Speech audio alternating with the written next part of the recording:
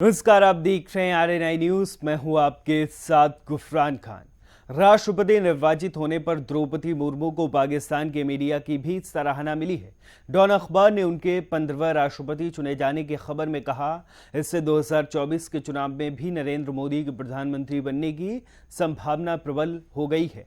वो भारत की दूसरी महिला राष्ट्रपति बनी है।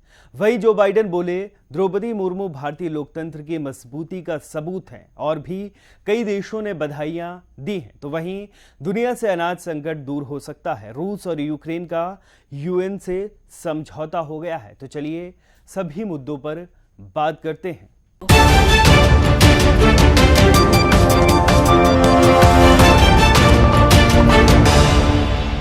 भारत की 15वीं राष्ट्रपति निर्वाचित होने पर द्रौपदी मुर्मू को दुनिया भर के देशों से बधाइयां मिल रही हैं। अमेरिका के राष्ट्रपति जो बाइडेन की ओर से भेजे गए संदेश में कहा गया, एक आदिवासी महिला का राष्ट्रपति जैसे पद पर पहुंचना भारतीय लोकतंत्र की मजबूती का प्रमाण है। उनका निर्वाचन प्रमाण है कि जन्म नहीं, व्यक्ति के प्रयास उसकी नियति तय करते हैं।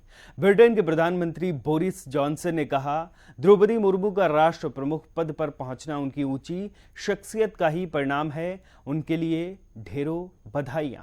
फ्रांस के राष्ट्रपति इमैनुअल मैक्रों ने कहा, मुर्मू को राष्ट्रपति बनने पर बधाई, महिलाओं को उनसे प्रेरणा मिलेगी।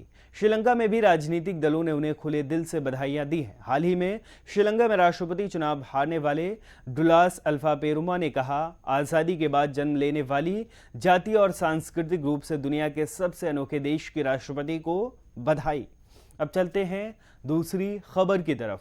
रूस और यूक्रेन के बीच जंग को कई माह बीत चुके हैं, लेकिन ये महायुद्ध थमने का नाम नहीं ले रहा है।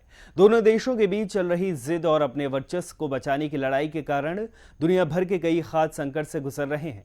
शुक्रवार को इस महायुद्ध के बीच बड़ी राहत तब सामने आई जब संयुक्त राष्ट्र और तुर्की के साथ रूस और यूक्रेन दोनों देशों ने एक समझौते पर हस्ताक्षर किए। संघर्ष के बीच इस समझौते से विश्व बाजारों में अनाज निर्यात का रास्ता साफ हो गया है।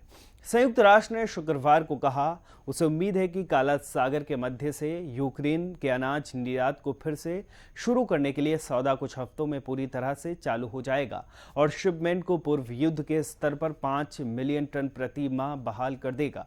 यह समझौता दोनों देशों के बीच लड़ाई के बीच हुआ है। 23 जुलाई को रूस और यूक्रेन की जंग शुरू हुई। 5 महीने का वक्त बीत चुका है। रूस और यूक्रेन दुनिया के शीर्ष खाद्य निर्यातकों में शामिल हैं।